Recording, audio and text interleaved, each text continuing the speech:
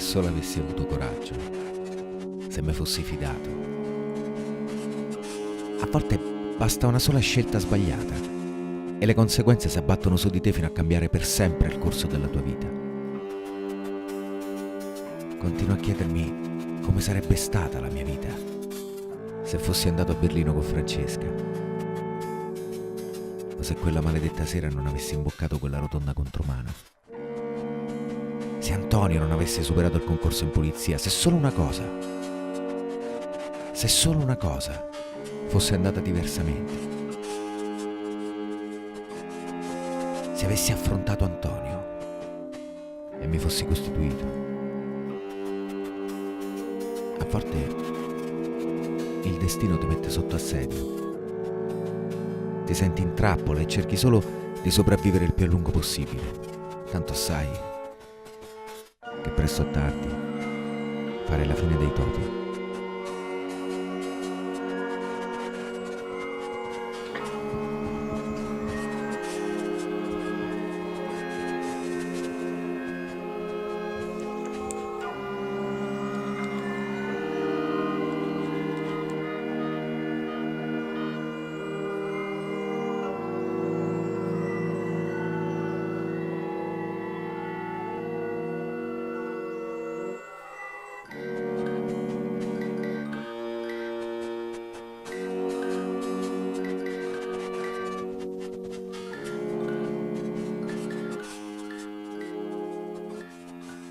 Piace? E come no? Carino. Insomma, ti sei accasato, sei diventato un bravo ragazzo. Sì, devo mettere la testa a posto, te l'ho detto, ma poi... Bene, quindi insomma alla fine hai via da Romena come cuoca. Cucina meglio l'Angelina ed è pure più figa.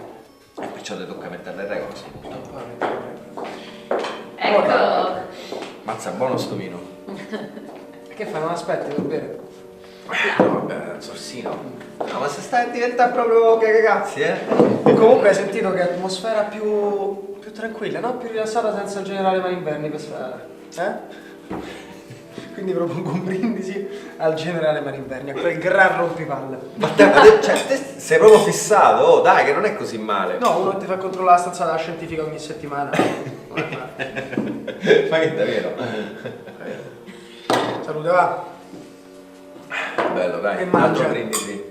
Non ci pensavo, pensavo alla salute. A me non fa mai prendere con me. Hai visto? Vabbè, mi esclude. Tu sei donna. Raga, ma c'è un po' di cameratismo, Assaggia la caprese, che come la fa lei, senti questa mozzarella l'ho presa giù in campagna.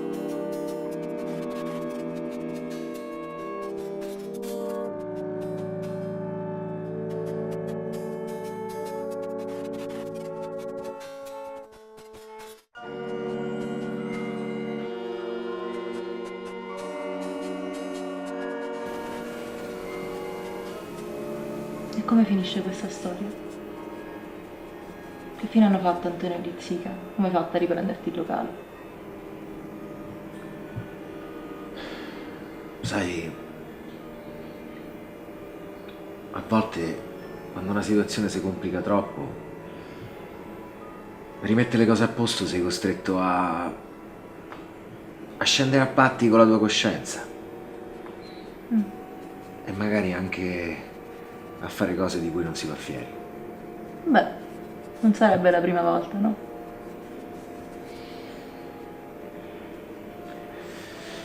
Una volta Pietro è venuto qui e ha visto coi suoi occhi come tutto stesse degenerando. Ha avuto pure una brutta discussione con Stefano e quei coatti degli amici suoi. E Antonio che ha fatto? Antonio e Lizzica erano ubriachi, non si sono accorti di niente. E quindi Stefan si permetteva di venire a discutere nel tuo locale col vicequestore? Io mi chiedo com'è che non l'ha fatto arrestare subito. O anche lui non ha fatto niente. No, avrebbe voluto, e come? Però sai com'è? Un po' per il buon nome del locale, per non creare scandali al figlio. E un po' per me. Che sai, Pietro mi ha sempre trattato come una specie di figlio adottivo. Specialmente nell'ultimo periodo, dopo che è morto papà. Signora Giuseppina, buonasera, che piacere rivederla. Buonasera. Piacere mio. Ha visto tutti questi cambiamenti? È meraviglioso. Come se lo ricordava lei il locale? Ormai era proprio in rovina. Mi dispiace solo per il mio povero Aurelio che non c'è più, ma mi sembra un sogno. E poi c'è quest'altra novità, no? Il figliolo che diventa imprenditore, una nuova vita per tutti, anche per lei. Scusi. Ecco l'antipasto che mi ha chiesto, signora. Grazie. Prego. Senta, io volevo dirle, vede, mio figlio Marco ha una grande testa, però è sfortunato, poveraccio, sfortunato. Poi ha incontrato suo figlio, è diventato amico d'Antonio. E così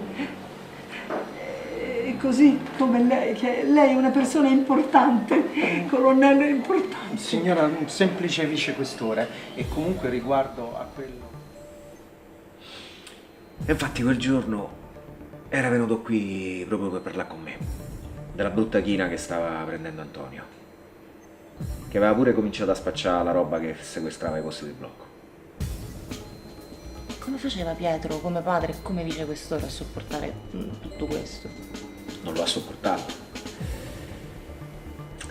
Allora, Pietro era una persona integerrima, ma io avevo un piano e lui ha accettato di usare qualche sotterfugio e il suo potere pur di allontanare Lizzica da suo figlio.